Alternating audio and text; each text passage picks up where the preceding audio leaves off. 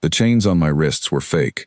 That was the first thing I noticed, even as two armored guards shoved me through the palace doors and every reptilian eye in the throne room turned to stare at the dirt under my fingernails. Fake chains, real humiliation. That was the whole plan. My name is Cole Mercer, and 3 hours earlier I had been lying under a broken coolant line in the scrapyard, trying to save a Dominion cruiser engine from dying a second time. Now I was standing in a hall of polished black stone, wearing coveralls that still smelled like engine grease, about to be married to a woman the entire empire feared. They called her the Dragon Lady. Her real name was Yithra Velkan, a war commander whose fleet had never lost a single battle in 12 years of conquest. She stood at the far end of the hall in ceremonial red, her clawed hands locked behind her back, her eyes fixed somewhere over my head like she refused to acknowledge I existed. I didn't blame her. If I were forced to marry the poorest human in the occupied zone in front of a laughing court, I wouldn't want to look at him either. The High Regent, a narrow old lizard named Solkar Dar, rose from his seat with the kind of smile that told you he'd been waiting for this moment for a long time. Commander Velkanen has grown too popular with the fleet, he announced to the room, though the words were really meant for her. Too outspoken, too dangerous to simply remove. So we give her a gift instead, a human husband, the lowest one we could find. The court laughed. It was ugly laughter, the kind that comes easy when you think you're safe. I didn't laugh. I'd spent 4 years fixing machines that were never built for me to understand, in a yard where every mistake could cost me a meal or a finger. I had learned to read situations the way I read broken circuits, looking for the part nobody else bothered to check, and right now, every instinct I had was screaming that something in this room did not add up. They marched me to the center of the floor. Yithra didn't move, didn't blink, didn't give the court the satisfaction of a reaction. Up close, she was taller than me by a full head, her scales a deep bronze that caught the light like polished metal. Her jaw was tight. Her claws, resting against her sides, were trembling just slightly. Everyone in that room read it as fury. I read it as something else. Restraint, the kind of stillness you force onto your hands right before you do something that will change everything. A priest in gray robes stepped forward holding a data slate covered in symbols I half recognized from years of scavenging manuals off downed Dominion ships. He read the oath in the old tongue, fast, bored, like he'd done this 100 times and wanted lunch. Yithra repeated the words in a flat voice, then it was my turn. "Repeat the binding," the priest said, not even looking at me. I looked at the slate, and for 1 second, before I said anything, I actually read it. Most humans in that room, most humans in the Empire, would never have understood a single line of that document, but I had spent 4 years elbow deep in stolen Dominion technology, and technology comes with documentation, and documentation is written in the same legal dialect the court used for everything from ship registries to trade contracts. Nobody teaches a scrapyard mechanic to read Zarkesh legal script. You teach yourself, because if you don't understand the manual, you don't eat that week. The binding oath wasn't just a marriage vow, it was a contract. And buried in the 4th clause, in language so old and formal that half the court probably couldn't parse it themselves, was a line about shared authority over a bonded spouse's military assets, pending formal transfer of command. They hadn't meant it as a real transfer of power. It was ceremonial language, ancient, decorative, the kind of clause nobody enforces anymore, but it was still there, still legally binding, still active the moment I said the words. I said them. The hall erupted in laughter again, the loudest yet, as the priest declared the binding complete. Guards actually clapped one of their spears against the floor in mockery. Yithra's expression didn't change. She turned and walked out without a word, and I was left standing alone in the middle of the throne room, while the most powerful people in the occupied sector howled at the joke they thought they'd just played. I was escorted, not to a cell, but to a chamber in the eastern wing, the kind of room I'd only ever seen through cracked viewports while repairing hull damage from the outside. Silk curtains, a real bed, a window that looked out over the entire capital instead of a scrapyard fence. It felt like a trap dressed up as a reward. Yithra was already there when they brought me in, standing at the window with her back to the door, her red ceremonial robes discarded for simple black. The guards left without a word, and the door sealed behind them with a heavy metallic click. For a long moment neither of us spoke. "You should know," she said finally, without turning around, "that this arrangement means nothing. It is a punishment aimed at me, not a marriage. You will be given quarters, food, and safety, and in exchange you will stay out of my way and say nothing to anyone. Is that understood, mechanic?" "Cole," I said. "My name is Cole." She turned then, and for the first time I saw her eyes directly instead of catching them from across a crowded hall. They were sharp, gold-flecked, and tired in a way that had nothing to do with the wedding. "I don't care what your name is." "Fair enough," I said, "but you should care what was in that contract, because I don't think you read it either." That got her attention. Her head tilted, just slightly, the way a predator does when something moves wrong in the grass. "Explain." I walked to the small desk in the corner, found a data slate, and pulled up the same document the priest had read from, copied automatically into the palace archive the moment the ceremony ended. I highlighted the fourth clause and turned the screen toward her. She read it twice. I watched her expression shift from irritation to disbelief to something colder and more focused. "This is an antique clause," she said slowly. "It hasn't been invoked in 300 years. No one uses full formal binding language anymore. It's ceremonial. It's meant to sound impressive during a wedding, nothing more." "But it's still real," I said. "It's still on the books. And the priest read every word of it, and you and I both said yes to every word of it. That means, legally, as your bonded spouse, I have shared authority over your fleet assets until a formal transfer is completed, which, according to the next line, requires a public hearing before the court." The silence that followed was long enough that I could hear my own heartbeat. "They didn't check the clause," she said finally, almost to herself. "They wanted the humiliation, the old language, the full ceremony, so the humans would see me broken in front of the whole capital. No one thought a mechanic would actually read it." "No one ever thinks the mechanic reads the manual," I said. "That's usually why the ship stays broken." For the first time since I'd met her, something in her face almost looked like the beginning of a smile. It didn't stay long. "This changes nothing," she said. "The regent will simply annul the marriage the moment he realizes his mistake." "Can he? Without triggering the hearing clause?"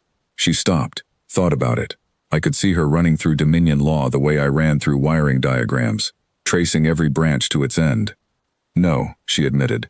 "An annulment before a formal transfer hearing would itself have to go through the same court process. He would have to explain, publicly, why he arranged a marriage using full ceremonial binding language, and why he is now trying to break it before the required review. It would make him look either incompetent or dishonest to the entire ruling council." "So he's stuck," I said. "So we are both stuck," she said. "Together, which he will find a way to make far worse than either of us wants to imagine." I believed her. I'd fixed enough Dominion ships to know their engineers built fail-safes into everything. Redundant systems designed so no single point of failure could bring down the whole structure. The Regent would have contingencies. But contingencies took time to build, and I had spent 4 years learning how to move fast inside systems that were never meant to notice me. "Then we use the time we have," I said, "before he finds his failsafe." She studied me for a long moment, gold eyes narrowing. "Use it how?" "You said the fleet assets are shared until the hearing. That means I have access, even if it's only on paper, to the maintenance and supply records for your ships. You want to look at supply records now? I've spent 4 years fixing ships you people declared unfixable," I said. "Half the ones I saved were sabotaged, not damaged in battle. Parts stolen and replaced with garbage, requisitions filed for repairs that never happened, whole cargo manifests padded with numbers that don't match what actually gets delivered. I know corruption when I see it, because I've been living inside the wreckage of it for years." Something shifted in her posture. She crossed the room and sat, finally, in the chair across from me, robes settling around her like she was folding herself down to my level for the first time. "You think the sabotage in your scrapyard connects to the court?" "I think everything connects to the court eventually," I said. "And I think you already suspected that, because a war commander who never loses a battle doesn't get called dangerous for being outspoken. She gets called dangerous because she keeps asking why half her requisition supplies never arrive." Her silence told me I was right before she said a single word. We worked through the night. She pulled records I could never have accessed on my own. Fleet logistics, maintenance contracts, cargo manifests going back years. I cross-referenced them against every serial number and part signature I recognized from the scrapyard, the quiet catalog of stolen and mislabeled components I'd built in my head out of pure necessity. Because knowing where a part actually came from was sometimes the only way to know if it would hold together under pressure. The pattern, once I saw it, was almost embarrassingly simple. Supplies requisitioned for frontline repair were being redirected, quietly, through a chain of shell contracts, ending up resold in the very scrapyards where I worked. The Regent's office authorized every one of those contracts personally, Ithra's fleet had been losing real parts and receiving garbage replacements for years, not through enemy sabotage, but through her own government stealing from her and selling the evidence back to desperate humans like me for scraps of food. She read through the final compiled report with her jaw locked so tight I could hear her teeth grinding. "He has been stealing from my ship since before the wedding was ever planned," she said. "The marriage wasn't only meant to humiliate me. It was meant to distract me while he finished covering this." "Then we don't wait for him to finish," I said. "We take it to the hearing ourselves. Right now, tonight, before he expects it. A formal transfer hearing requires 48 hours notice." "Not if the regent himself already scheduled one," I said, pulling up the very clause the priest had read at the ceremony. "Look here. Once formal binding language is invoked, the transfer hearing is automatically scheduled for sunrise the following day." He wrote his own deadline into the ceremony. He just never expected anyone to actually read it. For a long moment she simply looked at me, and I couldn't quite name the expression on her face. It wasn't gratitude, not exactly. It was closer to recognition, the way you look at someone when you realize they are not what you expected them to be. "You are either the luckiest human I have ever met," she said, "or the most dangerous." "In my experience," I said, "those two things usually happen together." We didn't sleep. By the time the first light hit the capital's black towers, we had the full report compiled, cross-referenced, and copied into 3 separate secure archives, so it couldn't simply be deleted by morning. Ithra sent word to a handful of officers she trusted, quiet loyalists who had served under her for years, and had their own suspicions about missing supplies. By sunrise, we weren't walking into that hearing alone. The throne room looked different in daylight. Less theater, more machine. Gears of a government about to be tested. The regent arrived expecting a formality, a quick and quiet dissolution of an embarrassing mistake. Instead, he found the hall filling with fleet officers, court recorders, and a human mechanic standing beside his supposed victim with a data slate full of numbers that told a story he never wanted told in public. "This hearing is a mistake," Solkar Dar announced the moment he saw the crowd. "The binding was ceremonial.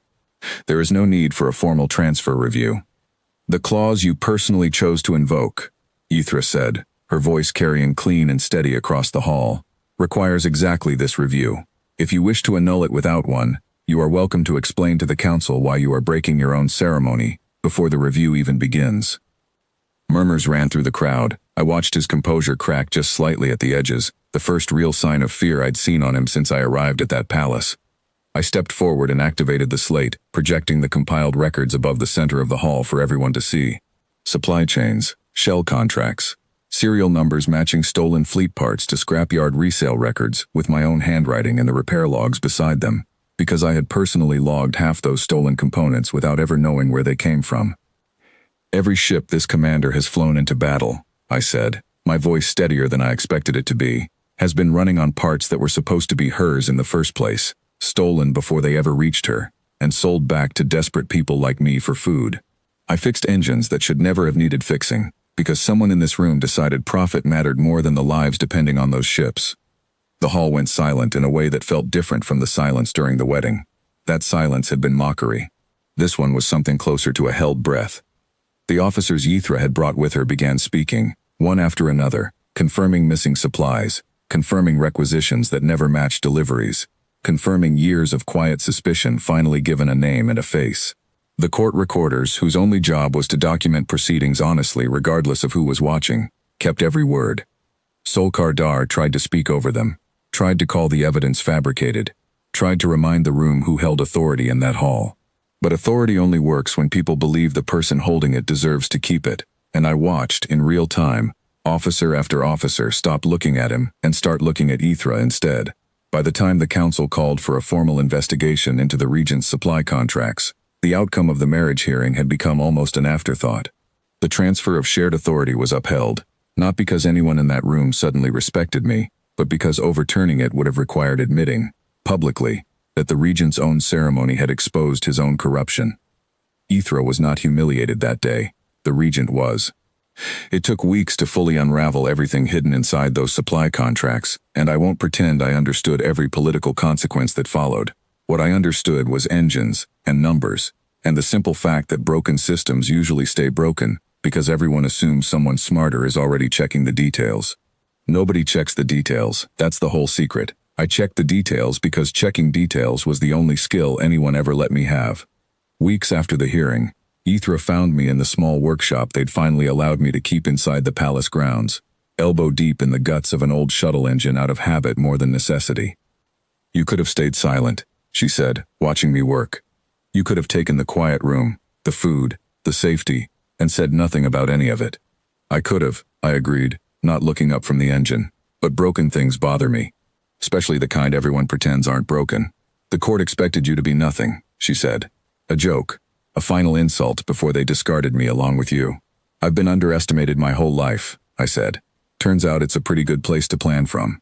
Nobody watches the part they've already decided doesn't matter."